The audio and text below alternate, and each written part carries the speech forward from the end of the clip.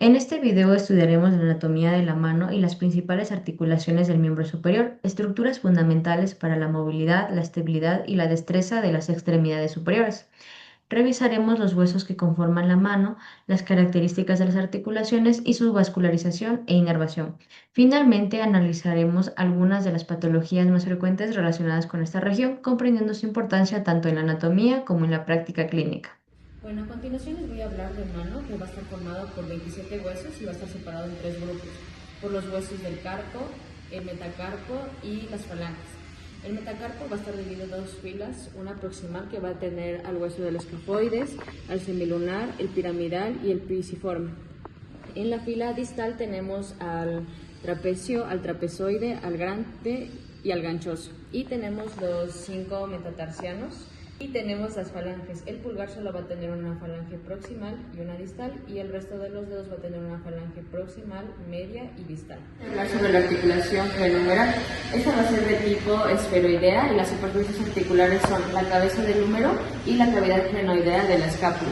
Bueno, los principales ligamentos tenemos a los ligamentos glenohumerales superior, medio, inferior, el ligamento bóraco-humeral, el transverso del húmero, que va a actuar como un puente para el tendón largo del bíceps braquial, y también el rodete glenoideo, que va a aumentar la superficie donde se va a articular la cabeza del húmero. Bueno, en cuanto a los movimientos que permite la articulación glenohumeral son la flexión, la extensión, la abducción, la aducción y la circunducción, y lo que vendría a ser rotación medial y rotación lateral.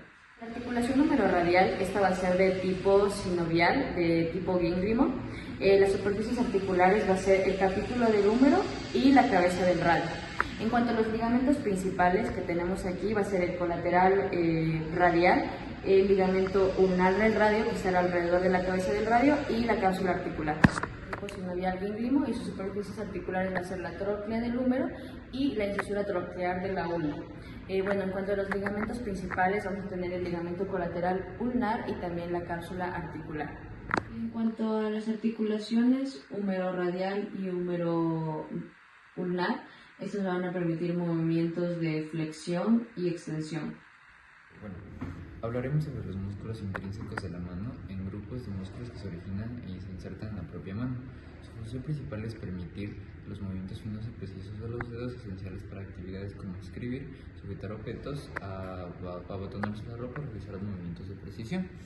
Los músculos intrínsecos se van a dividir en cuatro grupos principales: los músculos tenares, los hipotenares, los lumbricales y los interosos. A continuación describiremos cada uno de ellos, indicando su inserción, inervación y acción principal. Bueno, tenemos los músculos tenares, que forman la eminencia tenar localizada en la base del pulgar y son responsables de la gran movilidad del primer dedo. Bueno, a continuación vamos a tener lo que es el oponente del pulgar. Cuando su inserción proximal va a ser en el retináculo de los músculos flexores y los tubérculos tanto del escafoides y trapecio. Su inserción distal va a ser en el lado lateral del primer metacarpiano y va a estar inervado por el ramo recurrente del nervio mediano. En cuanto a su acción, es realizar la oposición del pulgar, llevando el primer metacarpiano hacia el centro de la palma y rotándolo medialmente. En cuanto al abductor corto del pulgar, su inserción proximal va a ser en los retináculos de los flexores, escafoides y trapecio, y su inserción distal va a ser en el lado lateral de la base de la falange proximal del pulgar. En cuanto a su inervación, tenemos el ramo recurrente del nervio mediano de los segmentos de C8 a T1, y su acción va a ser abducir el pulgar y contribuye a la oposición. En cuanto al flexor corto del pulgar, tenemos que su inserción proximal va a ser el retináculo de los flexores y huesos del carpo. Inserción lateral va a ser, distal en el lado lateral de la base de la falange proximal del pulgar, y va a tener una inervación. En su cabeza superficial va a ser por el nervio mediano y su cabeza profunda por el nervio ulnar. ¿Cuál va a ser su acción? Flexionar el pulgar. Y en cuanto tenemos el aductor del pulgar, que este es un músculo de doble cabeza, el cual su cabeza oblicua va a estar, su inserción va a ser en lo que es la base del segundo y tercer metacarpiano, el hueso grande y los huesos adyacentes al carpo. En cuanto a su cabeza transversa, que es esta de aquí, este de acá va a tener su inserción proximal en la cara anterior del cuerpo del tercer metacarpiano, como lo vemos aquí. y su inserción distal va a ser en la base medial del dedo gordo, del dedo pulgar. Bueno, inervación, tenemos el ramo profundo del nervio ulnar, que va a estar inervado tanto en las dos cabezas y su función va a ser aducir el pulgar hacia el borde lateral de la palma. Músculos hipotenares que forman la eminencia hipotenar, situada en la base del quinto dedo y permiten sus movimientos. A continuación tenemos el abductor del dedo meñique. Su inserción proximal es en el hueso pisiforme, su inserción distal en el lado medial de la base de la falange proximal del quinto dedo y su inervación va a estar dada por el ramo profundo del nervio ulnar de C8-T1. En cuanto a la acción de este es abducir el quinto dedo y contribuye a la flexión de su falange proximal. En cuanto al flexor corto del dedo meñique, tenemos que su inserción proximal va a ser en el gancho del ganchoso y retináculo de los músculos flexores, su inserción distal en la base de la falange proximal del quinto dedo y su inervación va a estar dada en el ramo profundo del nervio ulnar de C8 a T1. En cuanto a su acción es flexionar la falange proximal del quinto dedo. Bueno, tenemos el oponente del dedo meñique, el cual su inserción proximal va a ser en el gancho del ganchoso y retináculo de los músculos flexores, su inserción distal en el borde medial del quinto metacarpiano y su inervación va a estar dada por el ramo profundo del nervio ulnar. En cuanto a su acción es llevar el quinto metacarpiano hacia adelante y lo rota, permitiendo la posición y el dedo meñique con el pulgar. Está grabando. Ya. Tenemos los músculos hipotenares, los cuales forman la eminencia hipotenar situada en la base del quinto dedo y permite sus movimientos. A continuación les voy a describir los diferentes tipos de músculos. Tenemos el abductor del dedo meñique, el cual tiene su inserción proximal en el hueso del pisiforme, su inserción distal en el lado medial de la base de la falange proximal del quinto dedo. Su inervación es el ramo profundo del nervio ulnar de C8-T1 y tenemos a los lumbricales, los cuales son cuatro músculos que nacen de los tendones del flexor profundo de los dedos y los vamos a tener ubicados aquí. Y bueno, el primer y segundo lumbrical, su inserción proximal va a ser en los tendones laterales del flexor profundo de los dedos, su inserción distal en los lados laterales de las expansiones extensoras de los dedos índice y medio y su inervación va a estar dada por el nervio mediano de C8-T1. En cuanto al tercer y cuarto lumbrical, su inserción proximal va a ser los tendones mediales del flexor profundo de los dedos, inserción distal en las expansiones extensoras de los dedos tanto anular como el meñique y la inervación va a estar dada por el ramo profundo del nervio ulnar. La acción de estos músculos va a ser flexionar las articulaciones metacarpofalángicas y extender las articulaciones interfalángicas de los dedos del segundo al quinto dedo. Los músculos extrínsecos reciben este nombre porque sus vientres musculares se localizan en el antebrazo, mientras que sus tendones atraviesan la muñeca para insertarse en la mano y producir sus movimientos. En el caso de los músculos extrínsecos flexores, se encuentran en el compartimento anterior del antebrazo. Sus tendones pasan por debajo del retináculo de los flexores y atraviesan el túnel del carpo para llegar a la palma de la mano.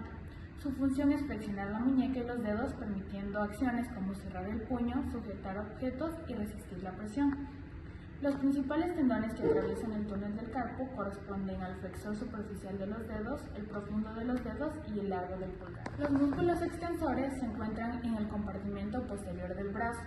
Sus tendones cruzan la muñeca por debajo del retináculo extensor, dentro de compartimentos osteofibrosos que los mantienen en contacto con el hueso y evitan que se desplacen durante el movimiento.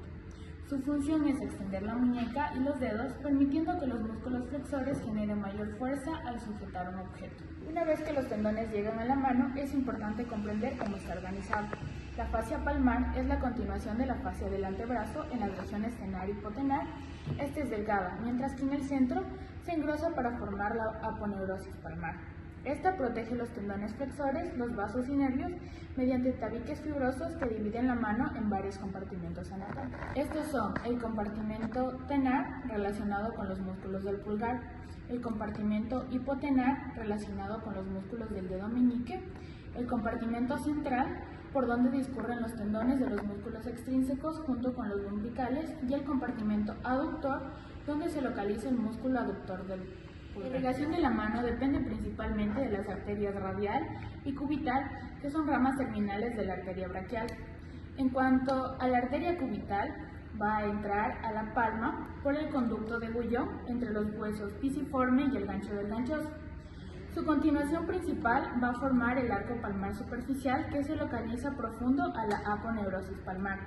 Este arco da origen a las arterias digitales palmares comunes, que van a dar luego arterias digitales para la irrigación de cada dedo. La arteria radial rodea el carpo pasando por la tabaquera anatómica y penetra en la palma entre el primer músculo interóseo dorsal y el aductor del pulgar. Su continuación forma el arco palmar profundo, que va a irrigar los músculos profundos de la mano metacarpianos y va a originar la arteria del pulgar. Bueno, a continuación hablaremos acerca de la inervación de la mano, que va a estar dada a cargo principalmente a través del nervio radial, el nervio mediano y el nervio ulnar. Comenzando pues con el nervio mediano, tenemos que este entra a la mano pues a través del túnel del carpo, justo por debajo del retináculo de los músculos flexores, y va a estar acompañado de los tendones del flexor superficial de los dedos, el flexor profundo de los dedos y el flexor largo del pulgar. Después del túnel del carpo, pues este va a inervar dos músculos tenares y medio y además los lumbricales, el primero y el segundo. Pues en cuanto a lo que respecta a la sensibilidad, tenemos que este inerva la mayor parte de la superficie palmar, los lados de los tres primeros dedos, el dorso de las mitades distales de esos dedos. Ahora hablaremos acerca del nervio ulnar. Tenemos que el nervio ulnar sale del antebrazo justo por debajo del tendón del flexor ulnar del carpo y va a llegar al carpo a través del conducto ulnar, justo donde pasa pues entre la arteria ulnar y el hueso pisiforme. Tenemos que antes de entrar al carpo, pues el nervio ulnar da un ramo cutáneo palmar que pasa por encima del retináculo de los músculos flexores y de la aponeurosis palmar, para inervar así la cara medial de la palma. También emite un ramo cutáneo dorsal que va a inervar la mitad medial del dorso de la mano, el quinto dedo. También este va a inervar la mitad medial del cuarto dedo. Y también decimos que en el borde distal del retináculo de los músculos flexores, este se va a dividir en un ramo superficial y uno profundo. Tenemos que el ramo superficial aporta sensibilidad a la cara anterior del dedo más medial y a la mitad del siguiente, mientras que el ramo profundo va a inervar lo que son los músculos hipotenares, los dos lumbricales mediales, el aductor del pulgar y la cabeza profunda del flexor corto del pulgar. Bueno, ahora hablaremos acerca del nervio radial. Tenemos que el nervio radial no inerva en sí ningún músculo de la mano, pero da un ramo superficial, que este sí es completamente sensitivo. Tenemos que este ramo perfora la fascia profunda cerca del dorso del carpo y proporciona sensibilidad a los 2/3 laterales del dorso de la mano, también a lo que es el dorso del pulgar y las porciones proximales del primer dedo y la mitad del siguiente. Bueno, ahora hablaremos acerca de la correlación clínica. Tenemos principalmente lo que es el síndrome del túnel carpiano, que este ocurre cuando disminuye el espacio del túnel carpiano o aumenta un tamaño de las estructuras que lo atraviesan.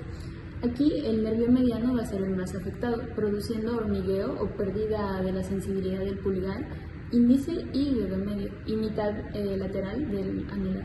Si la compresión persiste, aparece debilidad de los músculos tenares, dificultando oposición del pulgar y la manipulación de objetos. En algunos casos es necesaria la liberación quirúrgica. Ahora hablaremos acerca del síndrome del conducto ulnar o canal de Guillón.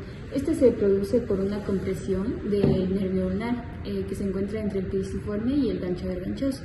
Esto provoca disminución de la sensibilidad del quinto dedo y parte del cuarto, debido a la debilidad de los músculos intrínsecos de la mano, y puede aparecer una deformidad en garra de los dedos cuarto y quinto.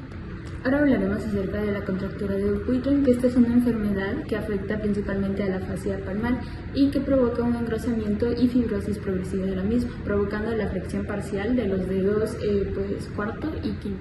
Ahora, respecto a las infecciones de la mano, tenemos que la tumefacción aparece principalmente en el dorso, porque la fascia palmar viene a ser más gruesa, y si no se tratan pueden propagarse desde la palma hasta el antebrazo a través del túnel carpiano. Ahora, respecto a las infecciones de la mano, tenemos que la tumefacción aparece principalmente en el dorso, porque la fascia palmar viene a ser más gruesa, y si no se tratan pueden propagarse desde la palma hasta el antebrazo a través del túnel carpiano.